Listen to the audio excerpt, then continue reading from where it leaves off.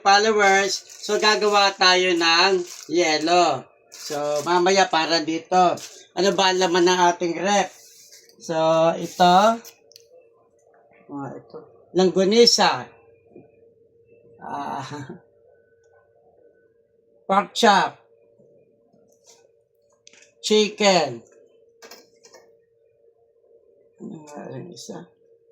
Putlong. Yan. Siyempre, may panghimagas tayo. Ito. Yan. Saka ito. Meron tayong hotdog. Saka ito. Meron tayong itlog. Meron tayong cham. At meron tayong inumin. At may gatas. Sa ilalim ay may cook. May ilaw man din yan. Malinog ha.